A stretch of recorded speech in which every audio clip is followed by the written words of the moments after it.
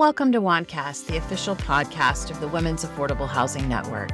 This is our space to connect, get real, and talk about what's really happening in housing, from bold leadership to resident stories that ground us in purpose. We're here to amplify voices, strengthen each other, and share the kind of conversations you'd have with a friend who gets it. Because when our voices are amplified, our communities grow stronger, and so do we. Today's conversation is both tender and transformative. We're joined by two remarkable women whose leadership journey reminds us that loss can be one of life's greatest teachers. Michele Stowe is the founder of Skyrocket Coaching, an executive coach and speaker with more than 20 years of leadership experience across corporate and nonprofit sectors. A former COO at Mercy Housing, Michele now equips leaders and teams to create authentic, measurable change. Shannon Wallis is the founder and managing director of Cascade Leadership, where she brings more than 25 years of experience helping leaders and teams across the globe make transformational, real, and lasting change. Before founding Cascade Leadership, Shannon served as the global director of high potential leadership development at Microsoft, and earlier as change consultant at Pricewaterhouse. Both Michele and Shannon are contributors to the new anthology, Lives Lost and Leadership Found, a collection of essays exploring how loss can deepen our understanding of what it means to lead. Michele's essay honors the legacy of Sister Lillian Murphy, the longtime CEO of Mercy Housing, whose 4 decades of leadership left an intense mark on the affordable housing industry. Shannon's reflection draws on her mother's resilience and her own experience with poverty and loss, reminding us that leadership often takes root in quiet, everyday moments of care and courage. Their insights invite us to rethink leadership, not only as a title or task, but a deeply human practice rooted in empathy, presence, and purpose.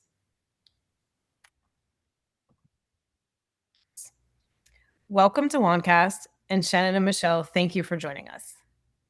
But here you are on a mission. And I just want to say, I listened to about 4 of the podcasts now. Oh, good. Yeah. Thank you. I think I love the mission of your organization. I love that you have the podcast. I think podcasts, my husband had started one and then, of course, just stopped one. They take a lot of work. But I think it's super helpful for people because it's like they get to have a great library of resources in their back pocket as they're out at the gym or walking around their neighborhood or whatever they're doing. Yeah, thank you for sharing that. I've been telling people lately, our team's amazing. And Angie works with us and she's learned how to do the editing and all that so we can pump them out now even more. Because one of our whole missions is to bring out all the voices, not the ones that everyone already knows, but that's hard on a platform when you're a nonprofit. But I'll tell you, when we first started WAHN, I would get on phone calls all the time and I'd be going, Michele, I'm supposed to be slowing down. Michele's one of my coaches. And so I do not talk slow or act slow. I'm working on it. But so I'd be going and someone would say, I'm sorry, but who's WAHN? Thinking it was like a male human. And I'm like, oh, okay, let me rewind and tell you that's not the acronym. So when we first started the WAHNcast, I felt, is this worth it? And people would ask. And now people are calling left and right for sponsorship, to get on the WAHNcast saying, we listened to an episode and it's so good. So it's a lot of fun. Shannon, thank you again for joining us. And you too, Michele. What inspired you to contribute to Lives Lost and Leadership Found? And why did the intersection of loss and leadership resonate personally for you? Thank you for the question. It's such a pleasure to be here. And it's really lovely for me to be able to share a little bit about my mother's story. My mom is a rock in my life. She's a complete survivor. I have wanted a forum for sharing her story of resilience and love with others. And when the book opportunity presented itself, I immediately looked at it and thought, oh, this would be the perfect place for me to share this story. And my mom has not yet passed away. So her story is the only story in the book of a person who has not passed away. And I have lost her in many ways because she suffered a massive stroke in October of 2016. It's now been 9 years. She is a shell of who she was. Her spirit is still present. Her ability to communicate is much diminished. And because of the massive brain injury, now she's definitely in the stages of going through dementia. And so for me, the mom who was present on September 30th, 2016 is not the mother I experience when I visit her. And I just felt like she should be included because other people are experiencing loss in that way. I think a lot of people in my generation are living through their parents' disabilities, Alzheimer's, dementia, you name it. So that is loss in and of itself. I'm sorry to hear that. That is very hard. It's like an extended goodbye, really, when you're losing someone slowly over time. That's exactly what it is. And it feels like it's death by a thousand cuts. Yeah. Yeah. And like you said, I think a lot of people can relate to that. And you adding her to this book as the only still living person is very special. So we Yeah. look forward to hearing more. Michele, what inspired you to contribute to this book? And how do loss and leadership personally resonate for you? Yeah, it's very similar to Shannon's story in that the legacy that Sister Lillian had left was so powerful in our sector, but also just for anyone who had a chance to work with and be with her. I felt like it was an opportunity to highlight her, but also even just if I reflect back, like working for her was a once in a lifetime opportunity. When I first interviewed to work for Mercy Housing, I came home and I shared with my friends, I'm like, I have a crush on a nun.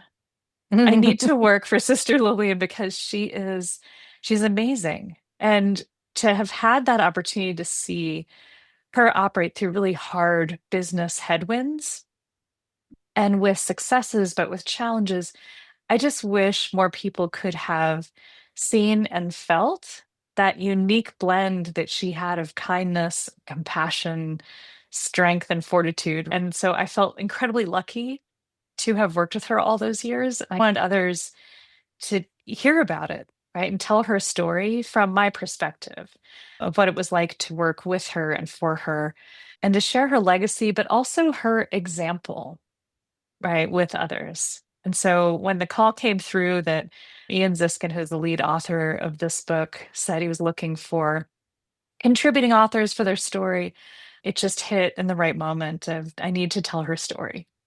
And so I'm not much of a writer, so this was quite the journey to put pen to paper and just try to do her justice. I read it, and you are a writer. You can start saying that now. Oh. If you are a writer. You shared so much in so little words. I know we mentioned that. I love how you said a crush on a nun. I'm not sure many people have had a crush on a nun or felt okay having a crush on a nun. So I'm glad you own that as well. I like how you said her compassion and kindness, they shine through. And you wanted to share her example with the world, Michele. How do you define leadership beyond the traditional titles or positions, especially in the context of everyday life and relationships, like the one you had with Sister Lillian? And for anyone that hasn't read the book yet, but you should get it, it'll be on the website, is your mom. You had a double loss. So she was also a leader in your life. Yeah, no, and thank you for that. I certainly in the essay have a chance to tell the story about how Lillian was dying of lung cancer and made the time to come to Denver to provide a blessing at my mother's funeral. And I had no idea how ill Lillian was and how hard she was battling. And when the question of what does leadership look like beyond those traditional titles or positions, it's that moment of just showing up and making a difference. And both my mother and Lillian had this in common. When you were with them, you felt like you were the only person in the world that mattered. And so the time that we have with people to put down the phones, to close the laptop, to be with and really see someone is the leadership that I take away beyond what you might learn in business school, beyond what it takes to hit your revenue targets. It is about just showing up and spending the time with the people that work with and for you to really see them. And I would add to that. All right. So what I would add is Michele's hitting something that I think is really important. Many people think of leadership as a role. It's a title that you've been given. I really see it as actions that you take. Every single one of us can choose to lead. It is in the moment. What am I willing to take a stand for? What act of service can I share today? And that's why I think of my mom as somebody who was a leader in her own right. She was modeling the way by living her values. She would look for what was special and unique in people. She never thought somebody was their worst day, their worst behavior. She always thought there was something better about them that we had to look for. And so those quiet moments of service, of being in action, though, that's what leadership is. And we can all do that. So I think that's another reason why these stories of these resilient women are so important, because if we're solely thinking about leadership as that C-suite in the organizations we're a part of, then we're missing the boat, because we can all lead. I love what you're saying there. At WAHN, we welcome in women from all stages of their career and their allies. But I think you're really hitting something hard on the nail on the head. It doesn't matter your title. It doesn't matter how many years you've been working. In your case, I want to expand on your mom. It doesn't matter your level of income to be a leader. You just spoke very highly of your mom as a leader for living out her values. But I also read your portion of the book, which is phenomenal. And you mentioned in there you all had some poverty and loss in your life early on. How did your personal experience with that shape your perspective on empathy and presence in your leadership roles? I think everybody has a story. So I think when people hear the companies I've worked for, where I've gone to college and graduate school, they often think I came from privilege. And I do believe I came from privilege. I was born in the United States. I had access to an education and healthcare and nutrition. And I also grew up in the bottom 10% of the socioeconomic ladder. So I know how hard it can be. And when I was a child, I carried a lot of shame. Yeah, into my teen years, even my early 20s. Now I look back on that and I think, oh my gosh, my mother did such an amazing job with so little. And so I look at that place of, no matter, again, where you are, it's about, what is your character? What do you value? Do your actions align with that? My mother was of love and service and always looking for the best in other people. She lived that. When she was at her best, she lived that. Those were the actions that she took. She was also a human being. So she had her moments when things weren't so great. And that's the best of what I take from her. This is what I bring into the work I do now. And I think we all have lessons that we can take from our childhood and early career that can really shape who we become as leaders. And for me, it just so happened that it really took me down the path of consulting and into coaching. So now I'm, in a way, living my mother's journey, but in a really professional setting, very different than what she had at the time. And I feel like the perspective that she taught you is more valuable than any material thing that she could have given you growing up. Oh, completely. I will share that my husband and I are in different political parties. We have been married for 27 years. We have navigated the tension that exists between differing perspectives. It all comes back to, what do we hold as a shared value? This is something that I saw in my mom. I got that from her. What is our shared value? How can we both be of service? How do we find that place between us where love lives so that we can be in action from that place of love? I really say, again, it doesn't matter your financial circumstances. It doesn't matter how old you are. It doesn't matter what kind of position you have. We all have a chance to lead when we choose to lead. It's really just about taking that stand, moving into a place of action, having that place of action come from the most important values in your life. That's all. You have an awesome mother. I wish everyone had a mom like you. I do. And like Michelle's. I know Michelle had a great mom too, and I do as well. Thank goodness. So, Michelle, to build on that of being a leader and maybe in an unexpected way, I'll tell you when I first came over to the affordable housing world in tax. So I was at Price Waterhouse, came over to the, thank goodness, affordable housing. And I saw Sister Lillian on the tax return because she used to sign them. And I was like, there's a nun in business signing tax returns? Much confusion. But I feel like there's a lot of similarities with what Shannon was saying, that you wouldn't expect a nun in business leadership. And here you are years later still talking about what an effective and amazing and just impactful leader she was. So in your essay, you reflect on Sister Lillian Murphy's 40 years of leadership. What qualities of hers do you think are most often overlooked in the public leadership narratives? Yeah. I'm going to back up a little bit and go like super history lesson for a moment too. Is before there was a CDFI fund, before family foundations came into the space to provide financing for affordable housing and hospitals and the like, there were the Sisters of Mercy and other religious communities that took their retirement funds and invested them into gap funds to build affordable housing, invested them into community development. All they wanted was a 2% return. But the Sisters of Mercy nationally made a decision to invest that corpus of their own retirement into this space. And when we talk about nuns in this space, had I ever worked for a sister? Am I Catholic? No. And so it was intimidating at first. I'm thinking, okay, like what I don't want to say anything stupid. I want to make sure that I'm respectful of like our faith tradition and I just make heard sure they we're beat good. people on the knuckles with rulers.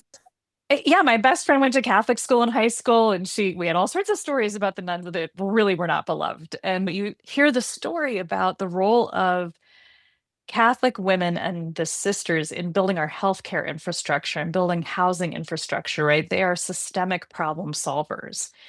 And Lillian comes from this long tradition of systemic problem solvers, right? She grew up in San Francisco. She was from a very large Irish Catholic family. She played basketball in high school, by the way. So if you're trying to imagine how tall Sister Lillian was, she was imposing without a habit on. I can't imagine how intimidating she might have been in a habit. However, her background experience, she had an MBA from Stanford. She was a hospital administrator in California when the Sisters of Mercy in Omaha started this idea of a nonprofit organization to build housing, largely because they're like, we can do better.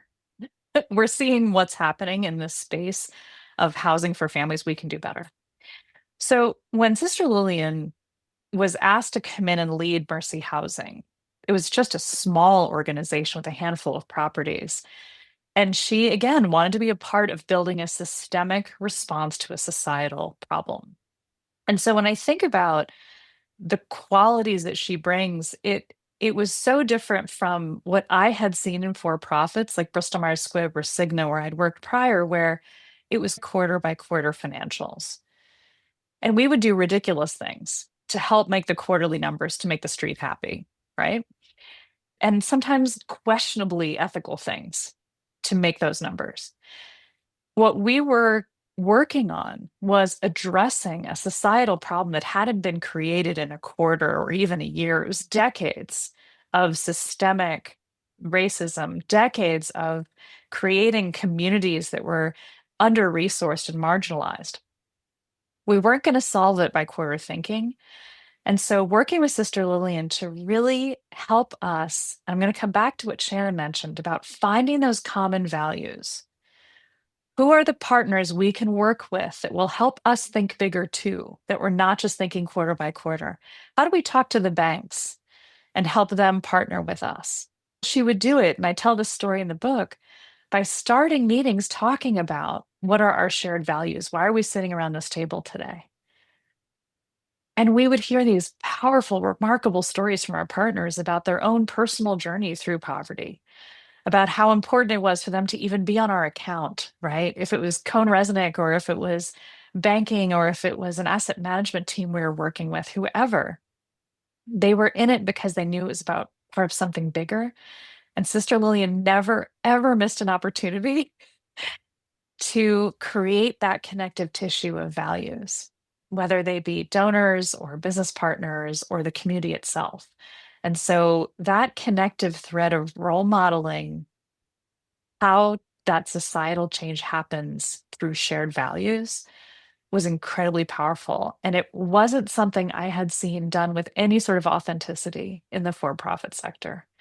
And so when we came into affordable housing, this space had already been shaped by the community organizers, the hippies, the nuns. And so now to bring in the partners that were not shaped from that same collective experience, very cool because we could then share, no, here's how we can still do it and have the double bottom line of the mission and the funding.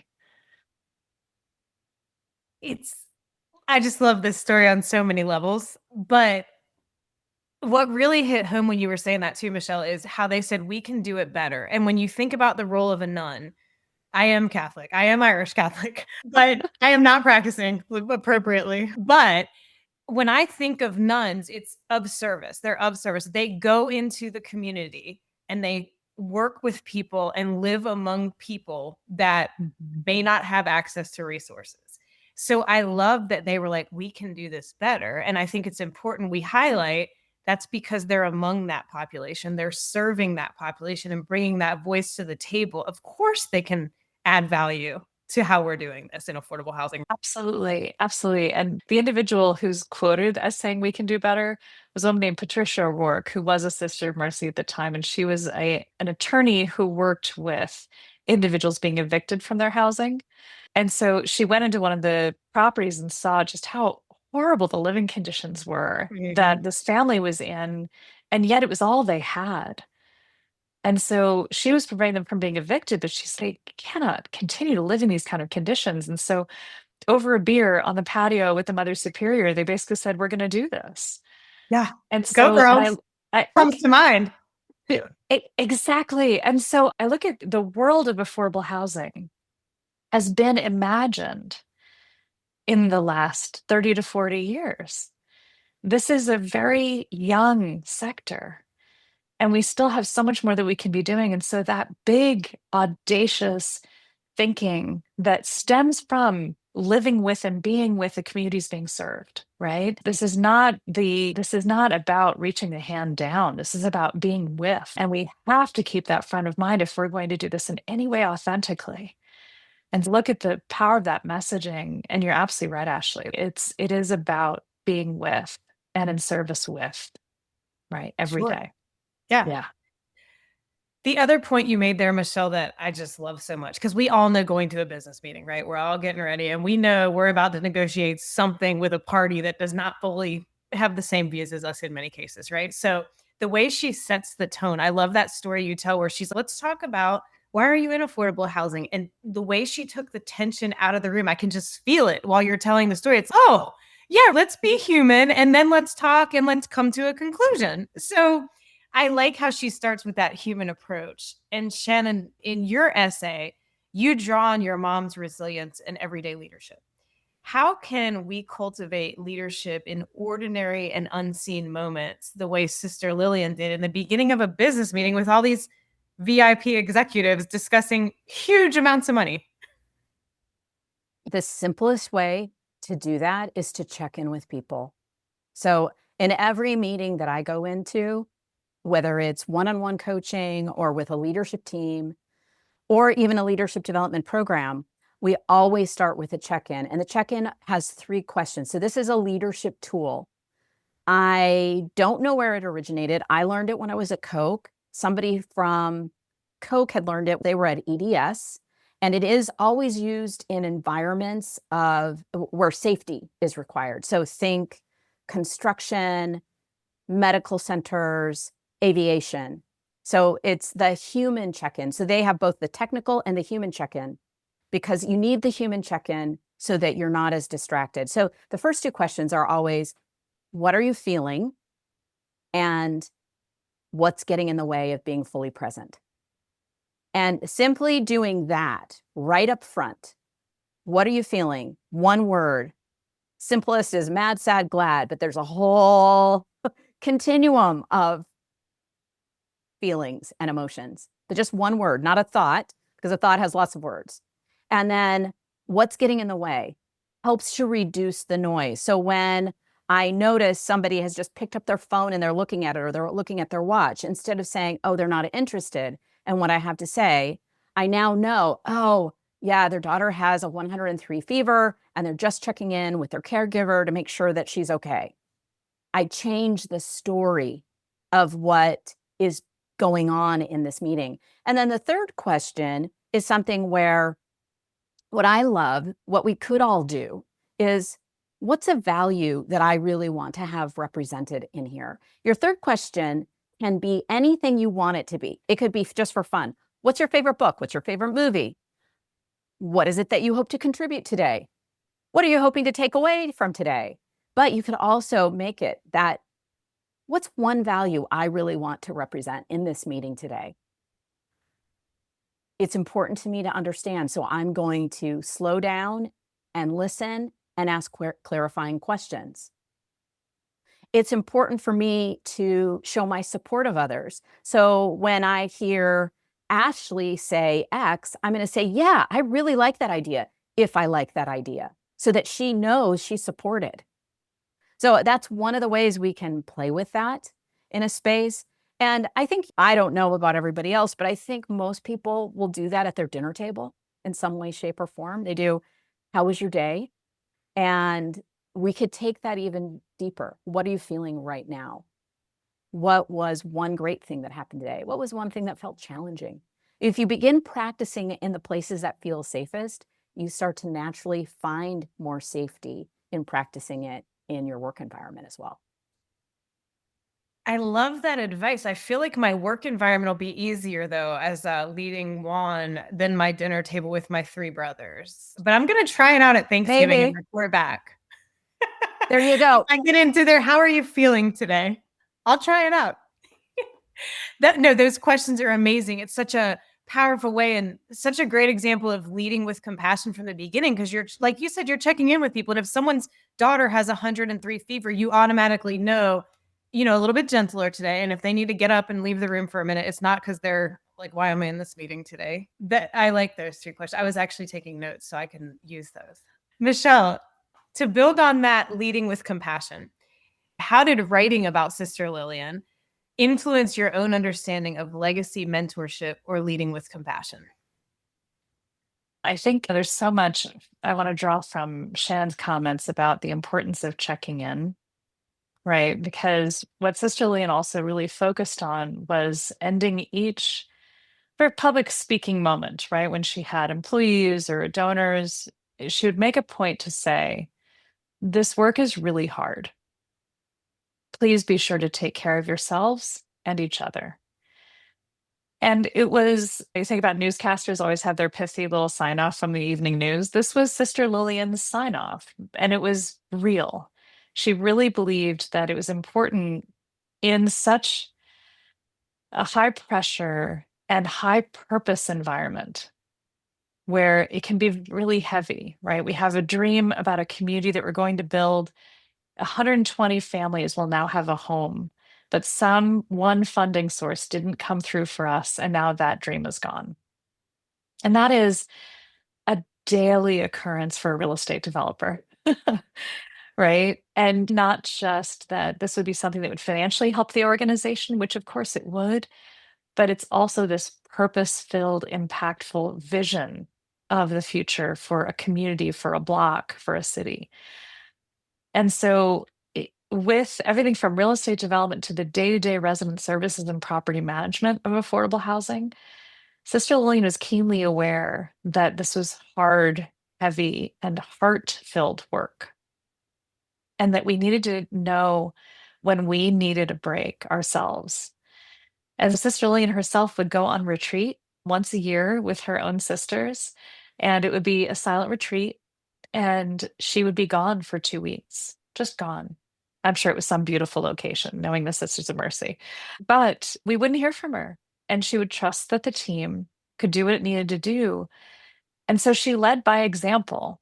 right? She wasn't just expecting that we would be on email in the evenings and weekends because she wasn't. She wouldn't expect us to not ever take vacation because she did. Right. And so even someone, if I know nothing about a nun, I know there's this whole vow of poverty, and so here's someone who has taken a vow for a life of service, who also knows that it's her responsibility to be present and be fulfilled and focused and restored to be able to be a good CEO.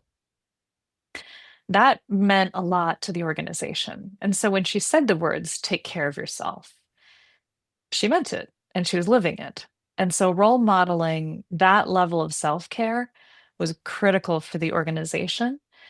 And it also helped to just let the organization know that, again, she saw us.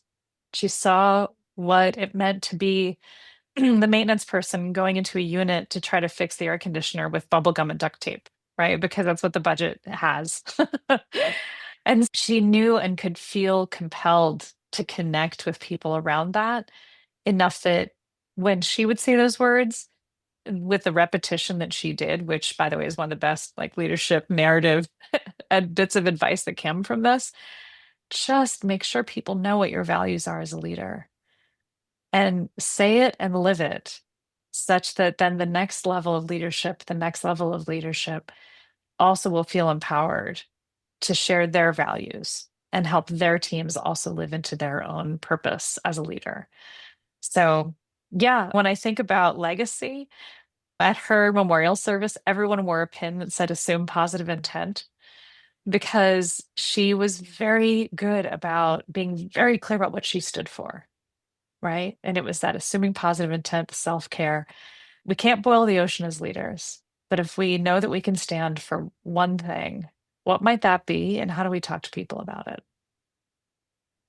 I love the theme. So both of you are wildly successful and people are coming to you for advice on how to lead, right? Both of you. So obviously you had great examples in your life. And I love the theme of Sister Lillian, probably your mom as well, Michele, and Shannon, your mom, of looking through what's happening to the person and knowing they're acting that way because of a reason. So, Michele, when Sister Lillian says assume positive intent, like how changing in the moment. And Shannon, in the book, you say your mom always said, there's a reason people are behaving. I'm not quoting it exactly, but there's a reason people are behaving the way they are. And if you can remind yourself that, right? There's a quote out there somewhere that says, if I could hear everybody's story, there's no one in the world I would hate. Because so true. And so I love that this is at the heart of the best leaders who raised y'all, whether it was in business or home. And now people come to you for advice. Is there anything to expand on there? So my mom called it underlooking. So I think for me, what I saw my mom do exceptionally well, she was an introvert and she could make friends with anybody. I remember being a kid, going to the bank. I think going to the bank was stressful for my mom in general. And it was before we had ATMs. And I'm sitting in our station wagon for probably a good 20 to 30 minutes. This is when you could leave your kids in the station wagon unattended. And she comes back out and I said, Mom, what took you so long? And she said, oh, I was talking to Cheryl. And I said, oh, how do you know Cheryl, Mom? I said, is she a really good friend of yours? And she said, oh no, honey, she's the bank teller. She's going through such a hard time right now. I couldn't leave. And I thought, oh my gosh, here we go again. It was like that wherever we went. And she had this uncanny ability to see what was uniquely special in people. And that was what she could see in them being at their best. And then if you look at the other end of the continuum of not at your best, that's usually what shows up in public, right? At our worst shows up only for our closest friends and family, but not at our best. When she would see that, she would say, Shannon, you have to underlook them. You have to dig deeper because, again, nobody is exclusively their behavior. Their identity is not their behavior on a bad day. So what is going on with them that's causing them to behave in this way that seems to be creating so much pain for you? And when I was a teenager, I just hated that. But now I'm doing the same thing with my own teenagers, and I'm also doing the same thing with my clients. we can find multiple meanings for everything that we thought was one singular story. And it is our responsibility as leaders to take that time to say, this is a behavior, this isn't their identity. What do I need to know about them that is not visible to me right now? Because I am a firm believer that if you can find that special thing in each person, you can really uplift your organization. So I feel like that's what this is a couple of key lessons that I bring into my practice that I share with my clients because I know it's what makes a difference. And really, I want to go a step further. To me, this is about love in action. So we don't always talk about love in the workplace. In fact, not always. We rarely. Who talks about love in the workplace? I do, because I think that's the foundation. I think when we stand in a place of love for the people who are our peers, our direct reports, our superiors, our customers, etc., when we can stand in that place, then we come with compassion and empathy. And we know they are not their worst moment. And my job in this moment is to meet them with love, to help them to be at their best. Really, what I think I'm working on with leaders is enabling leaders to be at their best so they can help the people around them perform at their best. And to me, that is all about heart-centered, love-centered leadership. Oh my gosh, here, Shannon. I'm going to jump in because I could not agree with you more. I believe that there is so much room for us to be having more conversations about the power of love to move a room, to move an organization. There's this great old quote that your work is your love made visible. And I just feel like that if you and I have worked with many leaders who are not in the right role or company or culture for them, but when they did find it, when they did find that place, it hits different and it's joyful and it's full of love because I am now able to contribute fully who I am to a team that I care for and to work that has meaning.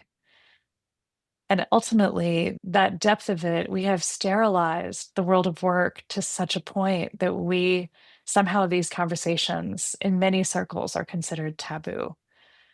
And so I so respect what you're seeing, Shannon, is the opportunity for us to keep having those conversations because that is the right conversation to have. And nowhere better than the affordable housing industry, because we should be able to talk about love here. There's a lot of mission-driven people in this industry, so that should be the safe start industry, right?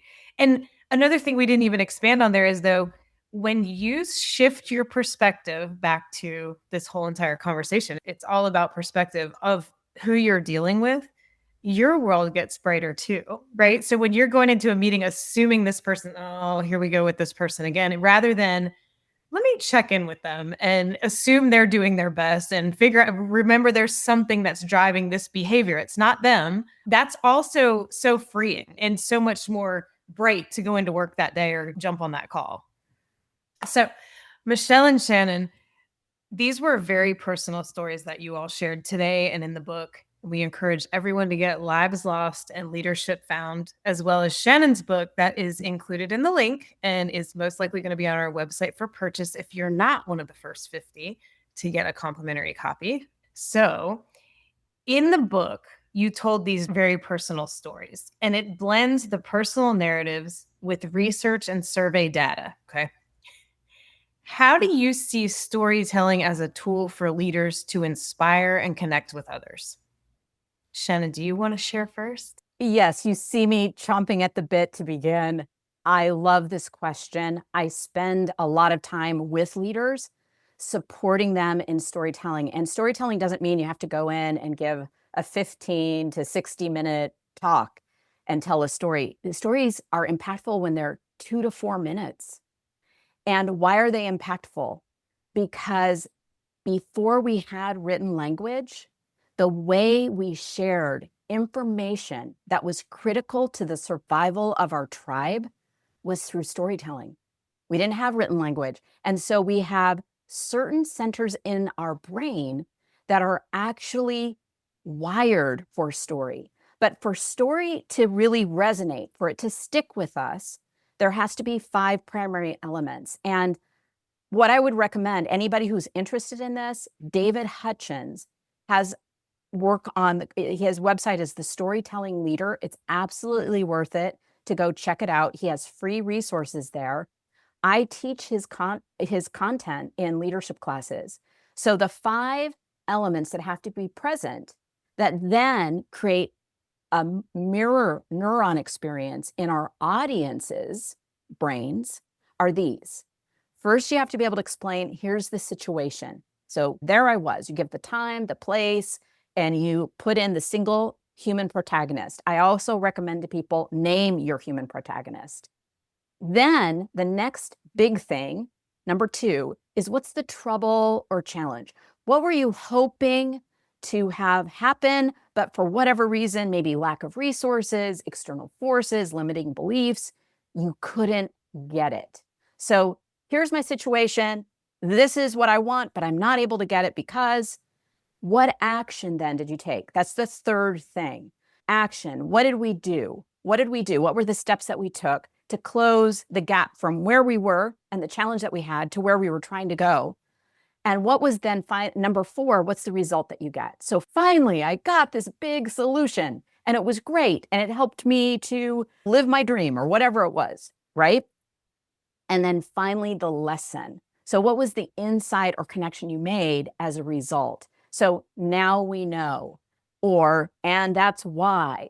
And so those 5 elements, situation, the trouble or challenge, the actions we take, the results we get, and then the insight. Don't assume that people will get that. You have to land it with them. That insight or connection, those 5 things, when they are done well, and they can be done in 2 minutes, we light up mirror neurons in our listeners' brains. That makes that story stickier.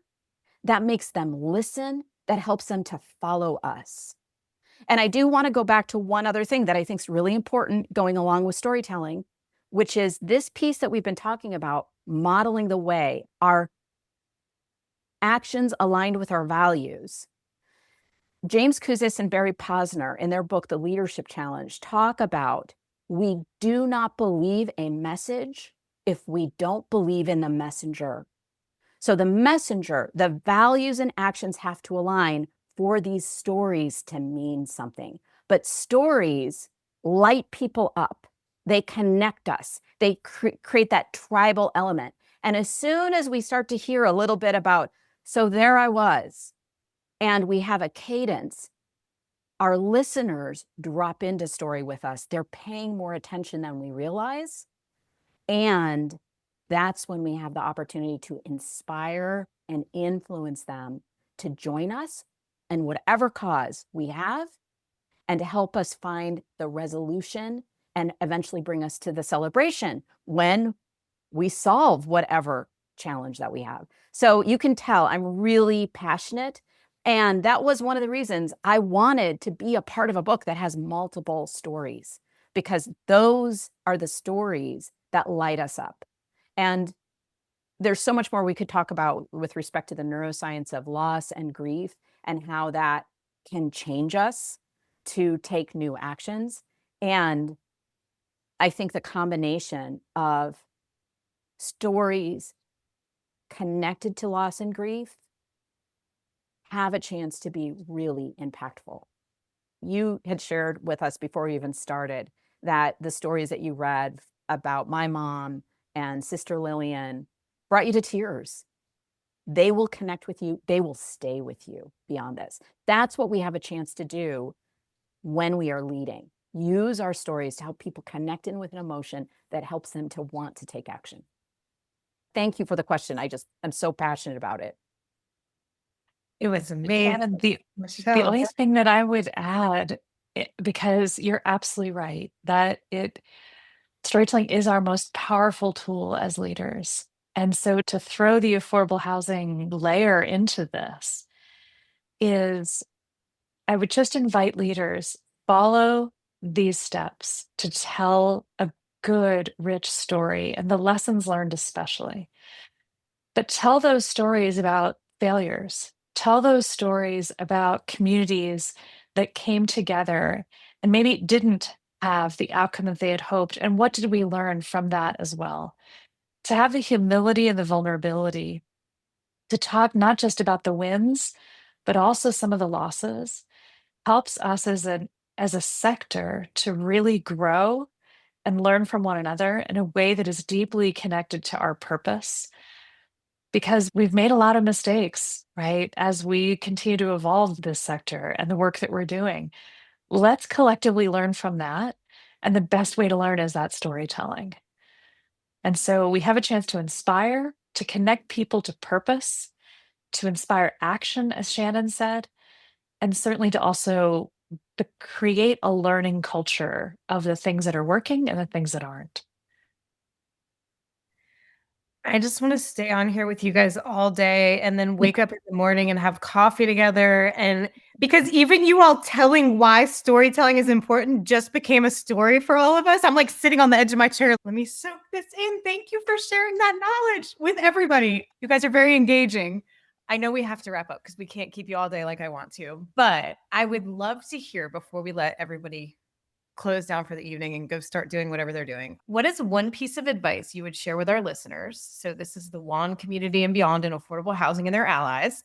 One piece of advice from you and one piece of advice, Michele, that you think Sister Lillian would want to share. And then Shannon, one piece of advice from you and what you think your mom would want to share. Oh, no pressure, Ashley. What would Sister Lillian?